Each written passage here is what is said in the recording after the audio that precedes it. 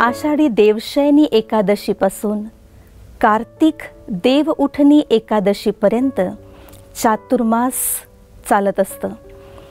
या चातुर्मासमध्ये विशेष श्रावण, भाद्रपद आणि आश्विन, कार्तिक या 4 महिन्यांमध्ये अनेक उत्सव किंवा अनेक सणांची रेलचेल असते.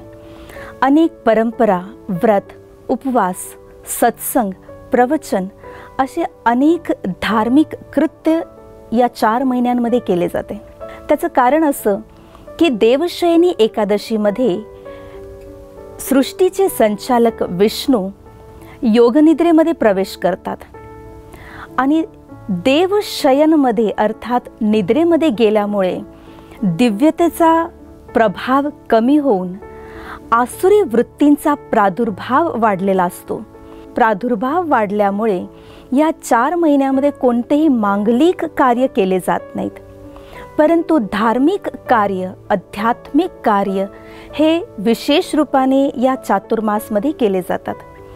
आणि म्हणून चातुर्मासमध्ये विशेष करून ठिकठिकाणी सत्संग, महाभारत, रामायण, सुंदरकांड अशा प्रकारच्या धर्मग्रंथांचा अभ्यास केला जातो. चातुर्मासमधील श्रावण मास विशेष करून यामध्ये महादेव शिवाची आराधना, शिवस्तोत्र, शिवाभिषेक अशा प्रकारचे अनुष्ठान केले जातात. तर तेच भाद्रपद महिन्यामध्ये विशेष करून गणेशोत्सव 10 दिवस उत्साहामध्ये साजरा केला जातो. तर तेच या महिन्यामध्ये विशेष करून पितृपक्ष आणि अश्विन महिन्याच्या सुरुवातीला पितृमोक्ष अमावस्या साजरा केला जातो.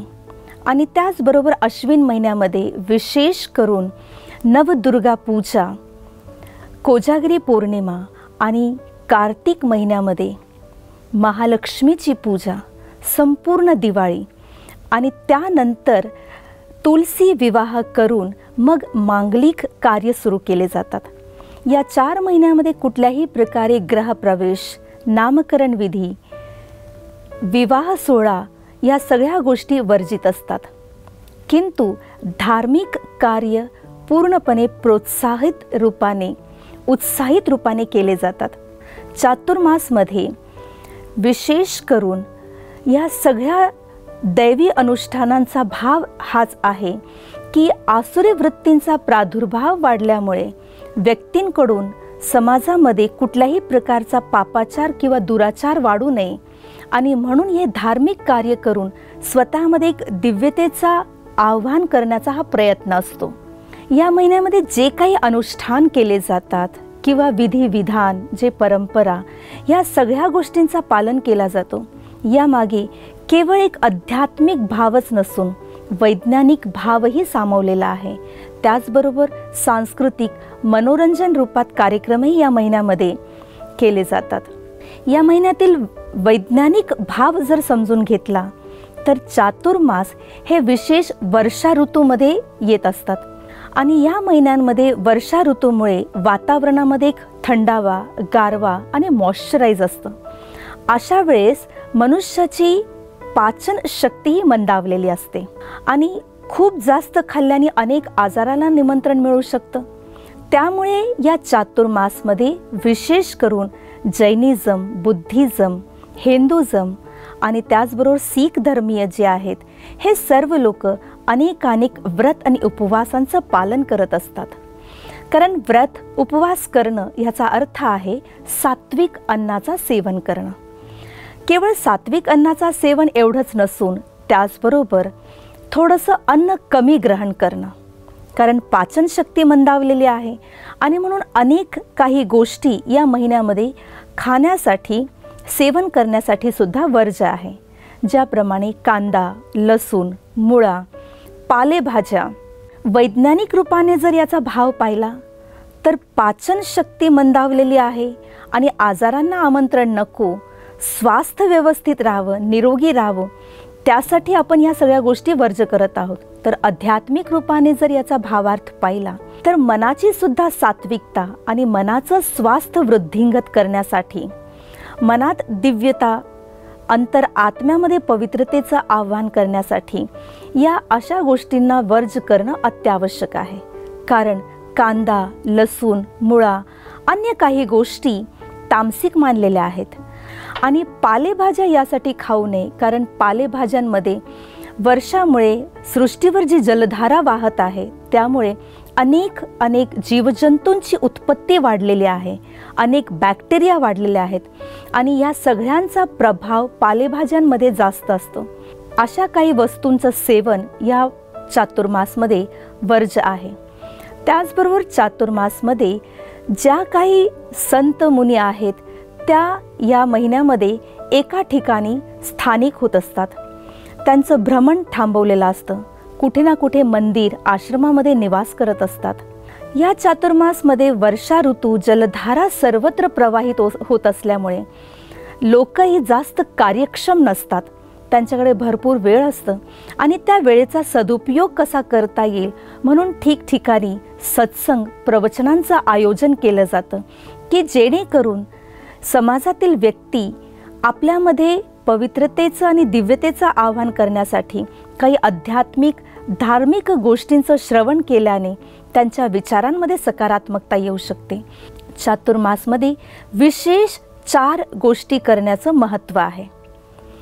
तर त्यापैकी आहे व्रत, तप, नियम आणि दान. या 4 गोष्टी विशेष स्वरूपात करण्याचं महत्त्व आहे. सगळ्यात पहिले व्रत. पूर्ण 4 महिन्यामध्ये वेगवेगळ्या स्वरूपात अनेक व्रत केले जातात.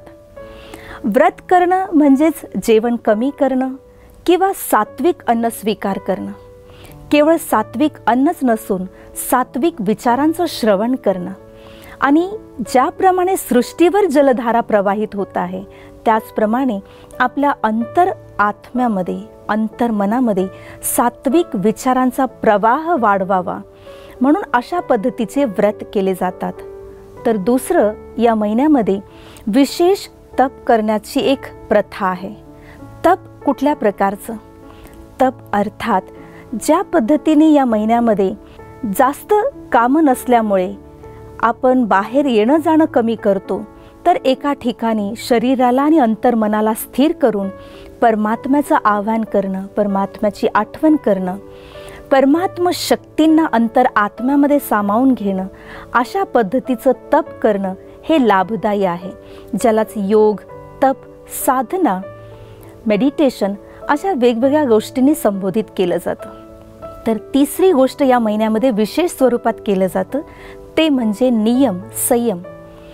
अनेक भक्त आणि श्रद्धाळू या चातुर्मासमध्ये काही ना काही नियम आणि संयम स्वतःला बांधून घेतात.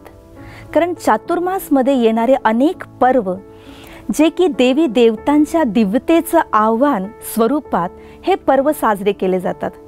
ज्या पद्धतीने गणेशोत्सव आहे, नवदुर्गा आहे, लक्ष्मीपूजन आहे, लक्ष्मीचं आव्हान आहे, हे सर्व पूजन अर्थात स्वतःच्या जीवनामध्ये, समाजामध्ये, घर परिवारामध्ये त्या दिव्यतेची धारणा म्हणून हे सर्व अनुष्ठान किंवा भक्ती केली जाते.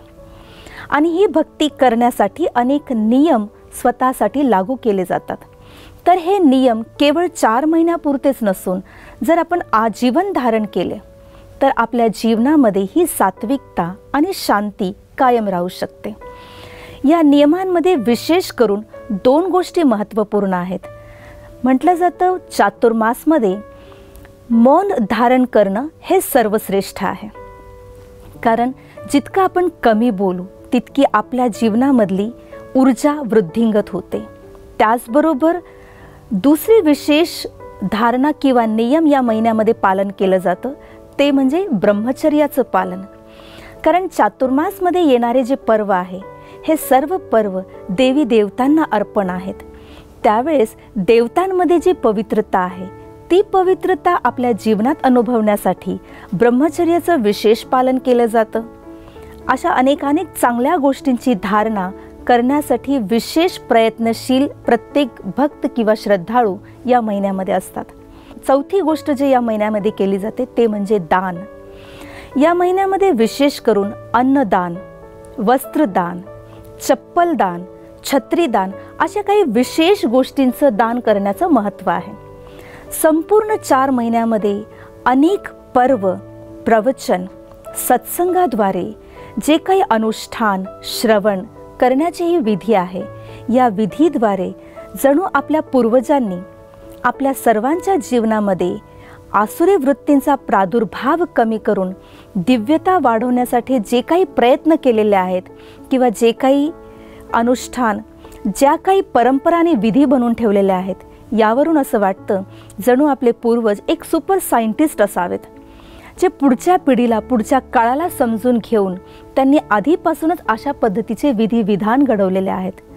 तर या चातुर्मासमधल्या या सर्व गोष्टींच्या विज्ञानाला, सांस्कृतिक स्वरूपाला आणि आध्यात्मिक रूपाला, धार्मिक स्वरूपाला समजून घेऊन जर आपण ह्या सगळ्या गोष्टी आपल्या जीवनात धारण करून अशा पद्धतीने हा चातुर्मास आपण पार पाडला तर नक्कीच स्वतःच्या जीवनामध्ये आपण ती दिव्यता अनुभव करू की ज्याच्यामुळे चातुर्मास नंतर म्हणजे देव उठणी एकादशी नंतर जणू जी स्वर्णिम युग येणार आहे, त्या स्वर्णिम युगाचं स्वरूप आपल्याला पाहायला मिळतं.